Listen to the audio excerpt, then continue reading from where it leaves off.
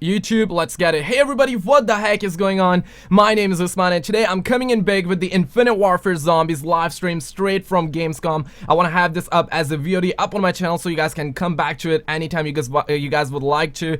Voice crack right there. But anyways guys, Infinite Warfare Zombies live stream is just starting up in 15 seconds from now. I'm gonna remove my face cam. If you're new around here, feel free to subscribe for daily. It's fantastic, man. Hey, I'm Jay Farrow, aka Andre the Rapper, aka Ice Pick. I'm actually in Zombies in Spaceland. I'm a character. You can play with me. It's dope. I'm here, sitting here with my homeboy, Brian Bright, the project director for Zombies in Spaceland. Also, Lee Ross, the associate project director for Zombies in Spaceland. And welcome to the color value scale. What you got here? You got vanilla, we got caramel, and we got dark chocolate. And as you can see right here, this is what we have right here, folks. This is what we're doing right here. You know what I mean? This right here is one of the scenes out of the game. Matter of fact, when we first see us, four of the characters, and you see the Vincent Gould guy. What's his name, sir? Willard Wyler. Willard Wyler. When you see Willard Wyler, this is actually the setting that we are in. So what they have done is they have transformed this room, which used to be a storage room, into a movie theater. Ain't this beautiful? It's nice. So, we're here to talk about Zombies in Spaceland co-op mode of Infinite Warfare is what we're going to be talking about here, folks. Because it was just so much.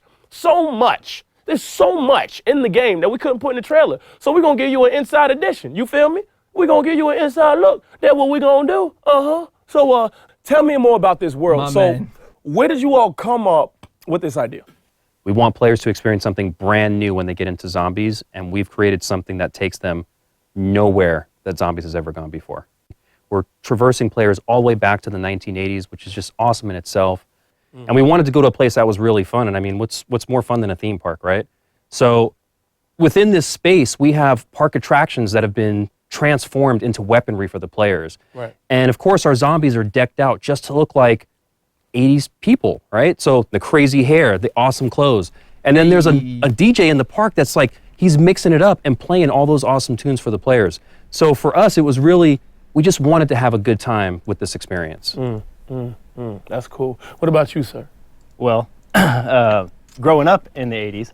Definitely. And DJing in the 80s, you know, I have a high affinity for the music. My man. But as well as just some of the, you know, the iconography, the graphics, the hot neons, the pinks, the big, you know, in-your-face kind of like Max Headroom looking stuff. It's always seemed like it was too much makeup on some of the people in the 80s. You know, well, a lot of dudes wear makeup too, right? Yeah. The hair metal Yeah, stuff new romantic with fishnets and long hair, and they put them on their arm and stuff, and fishnets. I'm not judging, but you know, it was.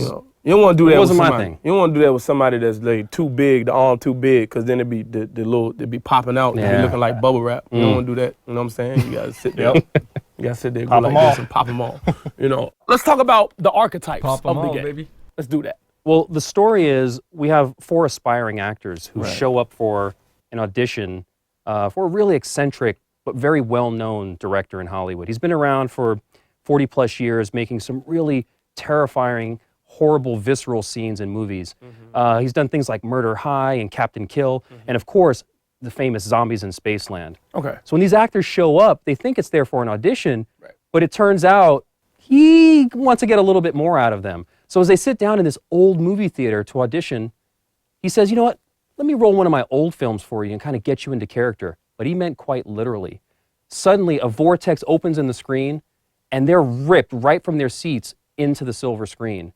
Before they know it, they're in the 1980s. Their clothing has changed, their hair has changed, and they've taken on the persona of the archetypes that our players are going to get to play as. So our Valley Girl, our nerd, our rapper, and our jock.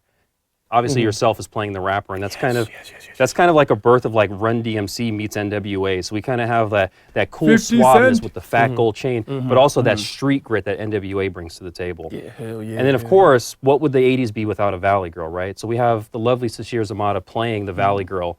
On top of that, we have Seth Green, who's playing the nerd. Super iconic, right? I mean, yeah, can't hardly wait. Yeah. And then we have Ike Barinholtz playing the jock. And this is an experience where you bring 4 really different characters together and then say, all right, try to survive. You know what's funny that you say that, because when you actually do have characters, whether it be a game, whether it be a movie, if you don't feel connected to that character, then the movie sucks.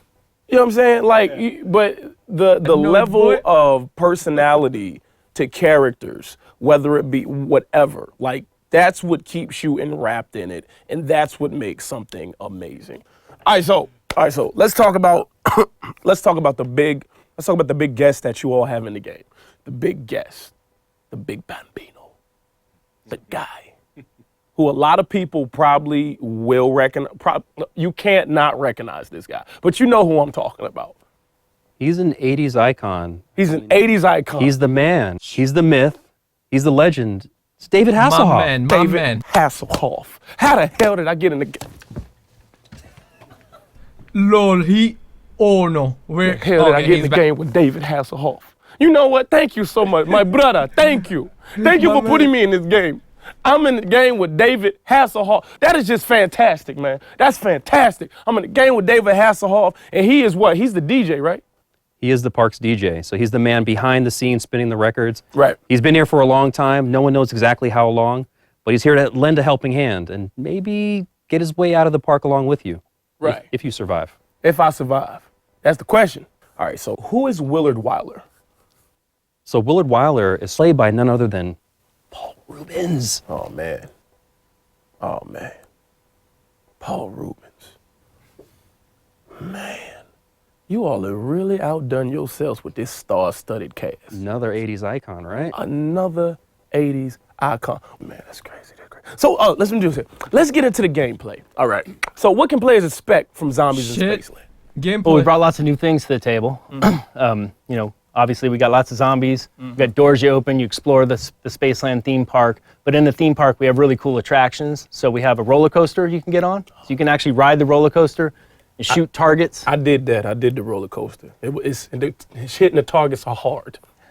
It was hard for me. The whole thing, just clicking the buttons and doing the thing, trying to hit them. Yep. I got a couple of them clowns, though. Yep. We have the chromosphere, which is like a gravitron, creates a black hole above it when it starts spinning. Not this one, where you can train like 20-something zombies up into that same black hole. We've got rockets. You can test fire the rockets and get a line of zombies to go into the flames. This guy too. There's escape velocity, which is like a rocket ride that spins, and so you can get in there, and the zombies get hit by that, and they'll fly hundreds of yards away.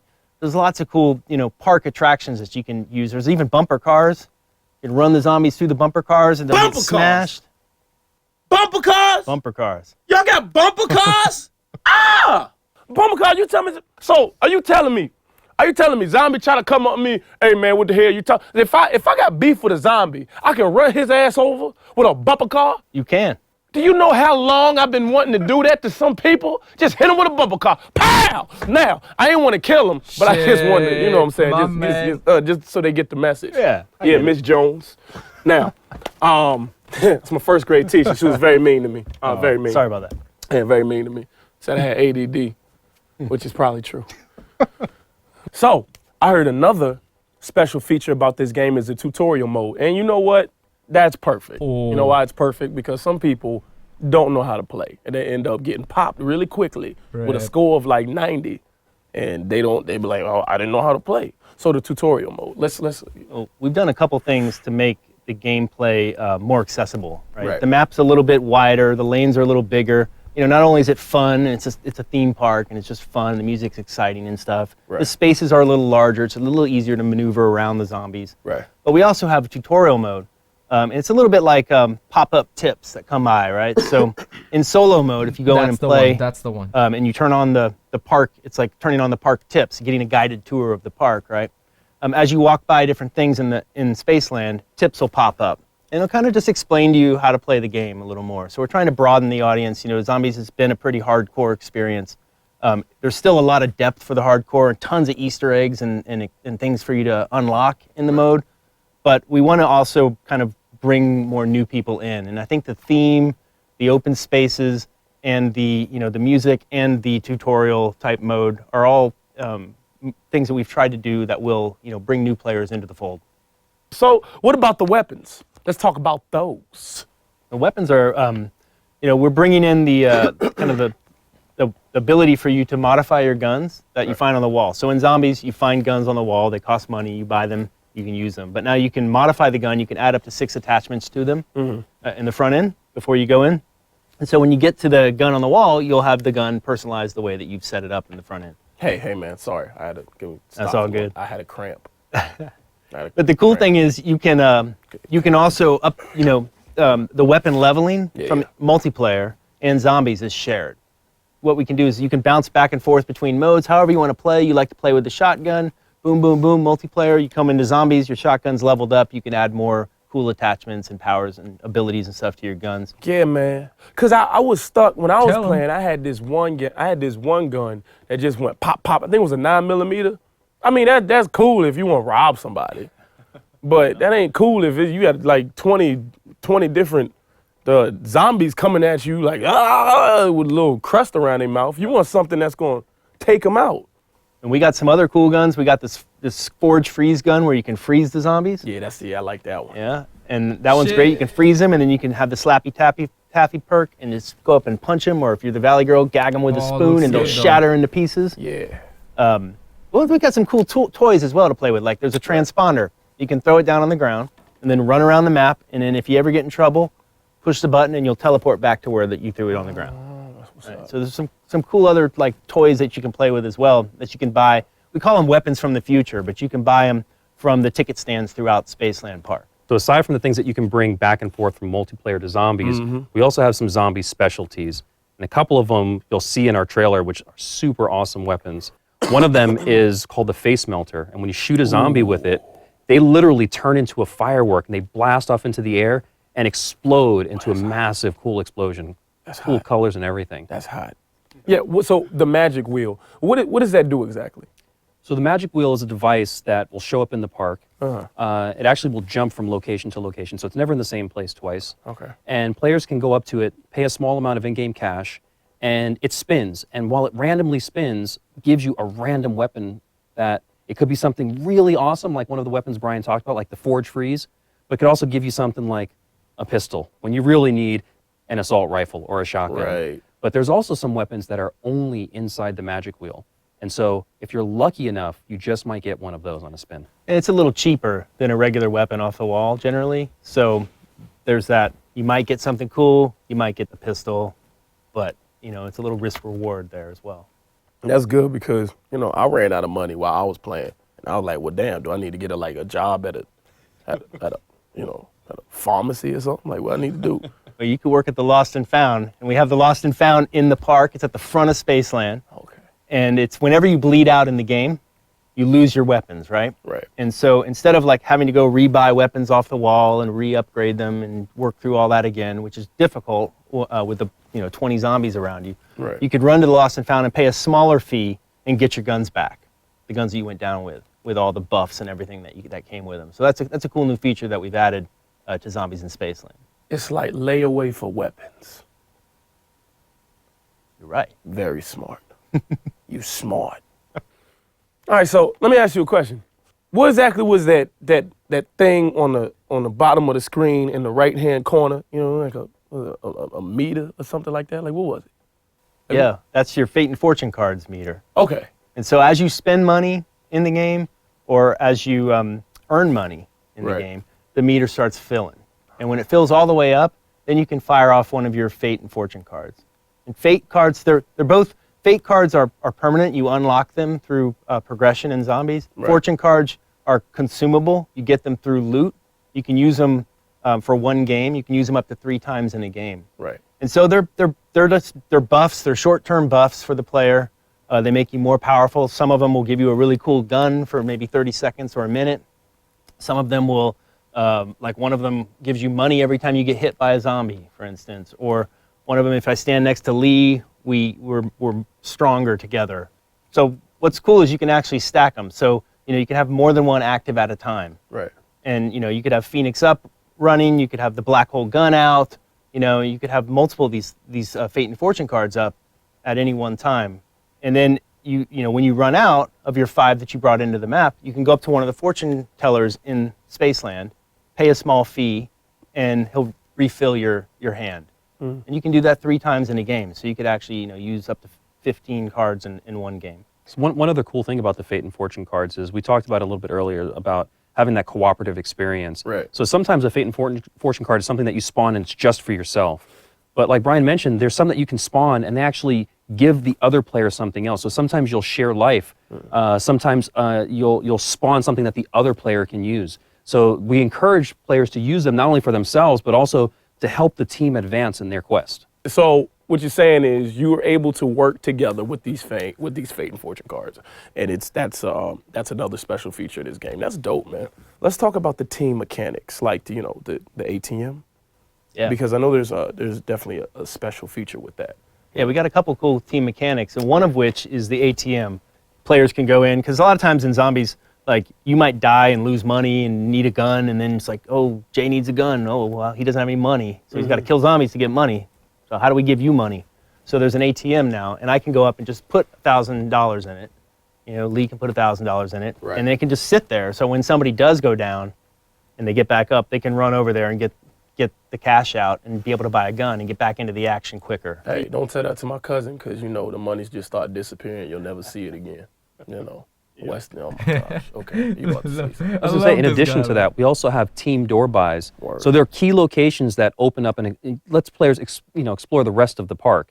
And in this case, no one's saddled with having to pay for the door all by themselves. So let's say the three of us are in a game. You can pitch in some money, I can, Brian can, and we can open up the door without anyone collectively spending all of their money. Cool. Let's talk about the arcade mode. Let's talk not arcade mode, but let's talk about the arcade. Now I know because I've played the game, and I know if you do end up getting killed, you can actually go in there and you can play, and you can get points and get your life back, right? But what are the other advantages, and what are the other games that are in this arcade? In Spaceland, we got lots of cool attractions. Right. One of those is the arcade. And in the arcade, you can play games. You can play, like, shoot basketballs. You can play clown tooth, throw the ball knock the teeth down. Mm-hmm. We have bowling for planets. So there's lots of cool things. And when you play these games, you earn tickets. Word. And so as, you're kiting the last zombie around, people can be in there playing the different games, earning tickets, and using those tickets to buy really cool weapons like the Forge Freeze, mm-hmm. or some of the ticket stands you can get weapons from the future, which are like, the repulsor, weapons that go on your left bumper. So the repulsor, where you can fling zombies just by force pushing them, or Armageddon, where you can drop meteors from the sky and just annihilate everyone. And when you do bleed out, we want to keep players engaged. So when you die, you end up in this Afterlife arcade, and you can play games in there which you can earn your way back into the living. So a lot of the same games that you see in the Astrocade are there in the Afterlife arcade. So we want to keep players engaged, not only when they're on the battlefield, but when they've been taken off of it as well. Word. All right. So before we wrap up, we actually want to take the time to take the questions that the community has asked, and we want to answer them today. Well, you two will answer them. I will ask them, because I'm the one that's doing the interview. All right. I have sent so many questions. Will it have a ton of Easter eggs? The park is littered with Easter eggs. Okay. We have some complex ones for the really hardcore zombies community. Then we also have some more simple ones that just really offer that moment of success for players that uncover that one little thing. Easter eggs are big. Okay, cool. Let me. So, can we expect some sort of upgrade machine to further enhance our weapons? Absolutely. The Okay. Pack-a-Punch system is definitely in Spaceland. We can't tell you where it is today, but it definitely exists, and you can definitely upgrade your weaponry. You're not gonna tell where it is? No. Not even a little tease? No tease. Okay, all right. I guess he ain't gonna tell us. Hey, look, if it was me, I'd tell you. This is the next question.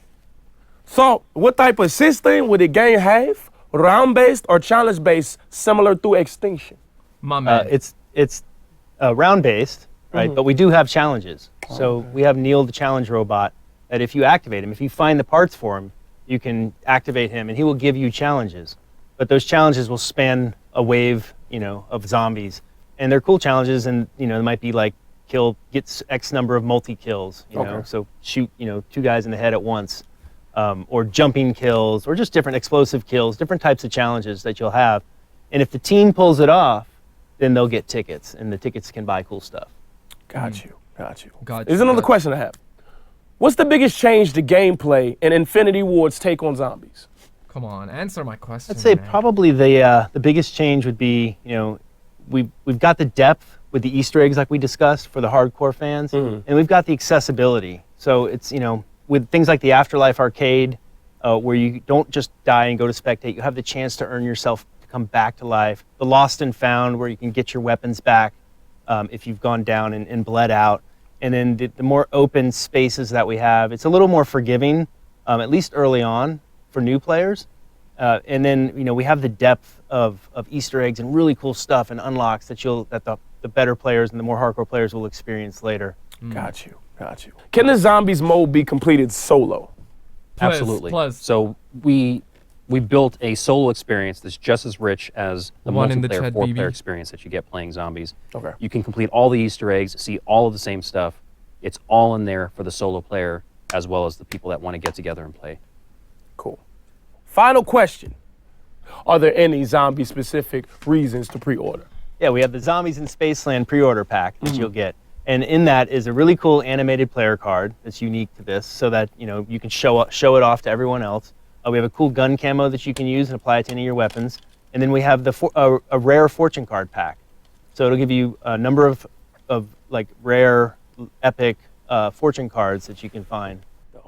Cool. Well, that's all the time we have for today. I want to thank the fans for asking the questions. I want to thank my man Brian, my man Lee, and for everybody watching out there today. And I don't know about y'all, but I can't wait to pick up Zombies in Spaceland. Same here, but boy, show I don't really some more, gotta pick boy. it up. They're going to send it to me. Because I'm in it, bitch. I'm in it. Yeah, I'm a player. That means that you can actually be me. We're going to bust a cap. My man. See you guys online. All Alright, guys. Boy, your hair now, what type of chemicals you put in this here? I just wanted to say that the whole time. I feel like that is really it. Alright, that's it. Let me actually... I cannot play the trailer. But anyways, guys, that is really about it. Thank you guys so much for watching. If you have enjoyed, give this thumbs up. This will be available as a video later on. And if you're new around here, feel free to subscribe.